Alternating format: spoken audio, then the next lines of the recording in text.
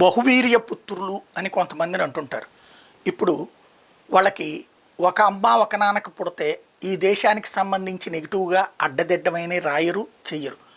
తాజాగా ఓ పక్కన పవన్ కళ్యాణ్ ప్రకటించారు, ఎవరన్నా అతి తెలివితేటలు ప్రదర్శిస్తే దేశానికి వ్యతిరేకంగా కామెంట్ చేస్తే కఠిన చర్యలని.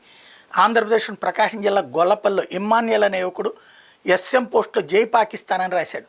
పోలీసులు అరెస్ట్ చేసి కోర్టులో హాజరుపరిస్తే 14 రోజులు రిమాండ్ విధించారు. అంటే వీడికి ఎంత మరి ఎట్లాంటి బుద్ధి ఉందో చూడండి.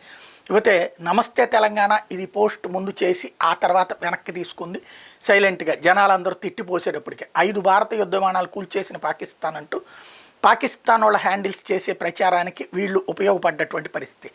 ఈవిడెవరో సింధూరం అంటే రక్త సింధూరమా, సింధూరం లాంటిదే, నేనేదో భక్తి పూజ శుభానికి సంకేతం అనుకునేదాన్ని, యుద్ధాలు శవాలని శకలాలు మిగులుస్తాయి కానీ శాంతిని కాదు. మరి మొన్నటి శవాలకు సంబంధించి ఏమంటారో తెలియదు.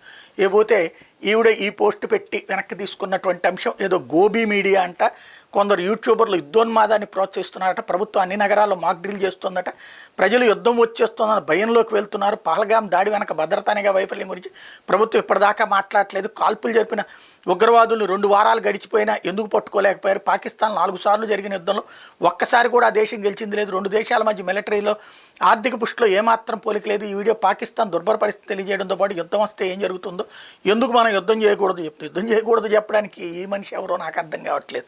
ఇంకోటి, వాళ్ళు చేస్తున్నటువంటి సందర్భంలో మనం ఏం చేయాలంటే, వాళ్ళు వచ్చి ఇక్కడ చేస్తుంటే ఉగ్రవాద దాడేలేండి పర్లేదులేండి, ఈ తులసి మొక్కకు గంజాయి మొక్కను మనం అడుగుదాము, వీళ్ళ ఒపీనియన్ తీసుకుందాం అనుకుంటారా? వాడికి ఏమీ లేదని తెలిసిన 24 గంటలు మీద పడుతుంటే కాల్చి అవతల పడేయాల్సిందే తప్పించి ఏముండదు అన్నటువంటి కనీస జ్ఞానం లేనటువంటి ఇట్లాంటి వాళ్ళందరూ ఇప్పుడు మన దేశంలో మళ్ళీ పుట్టుకొస్తున్నారు, పెరుగుతారు, చూద్దాం.